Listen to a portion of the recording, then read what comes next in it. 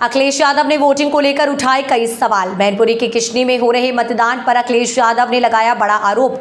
बोले कि वहां का कोतवाल भाजपा के किसी नेता का रिश्तेदार। करहल में भी हमारे चेयरमैन को बिठाया गया।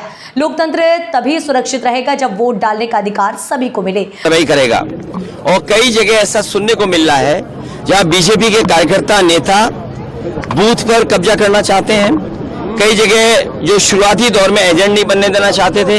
मैंने यहाँ पर एक अधिकारी को देखा, जिस समय मैं गाड़ी में आया उसे होश ही नहीं था क्या कर रहा है, और लोगों को गाली गलौज कर रहा है। अगर पोलिंग स्टेशन पे आप लोगों को गाली गलौज करोगे, ये कहाँ का व्यवहार है? और चेक करने की अनुमति अंदर है, आप बाहर खड़े होकर पुलिस नहीं चेक कर सकती है कि आप वोट डाल के आए हो कि नहीं डाल के आए हो।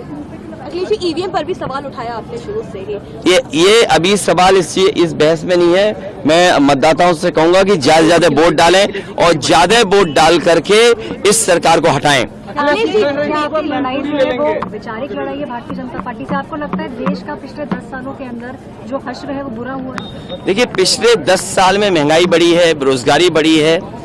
आम लोगों के जीवन को जो सुधारने का रास्ता होना चाहिए, जो विजन होना चाहिए, वो नहीं रहा सरकार का।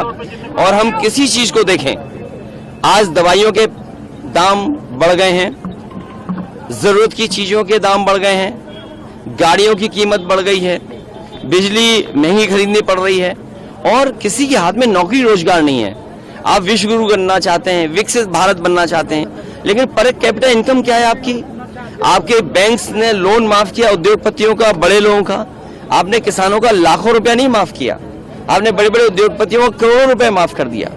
ये आप किस रास्ते देश को ले जाने का काम कर रहे हैं? और जिस देश में जो रिपोर्ट आई है इंटरनेशनल लॉ लेबर उसकी तरफ से कि 83% नौजवान नौकरी और बेरोजगार है, आप अग्निवीर जैसी व्यवस्था ला रहे हैं जिसको कभी नौजवान स्वीकार नहीं कर सकता है। उत्तर प्रदेश में हर पेपर लीक हुआ जिसके बारे में आप कुछ कहना नहीं चाहते हैं। तो आखिरकार जनता वोट क्यों दे?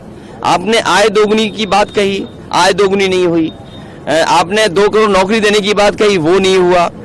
तो आपके पिछले 10 साल में हर बात झूठी निकली, वादे झूठे निकले। किसानों ने आत्महत्या जो 10 साल में की है वो 1 लाख किसान हैं। आपने 3 काले कानून लाने का काम किया, हजारों किसान आत्महत्या कर लिया। आपने किसानों को थार से कुचला। तो ये कोई किसान न भूलने वाला है, न जनता भूलने वाली है। लोकतंत्र को खतरा पैदा किया है, संविधान को खतरा पैदा किया है।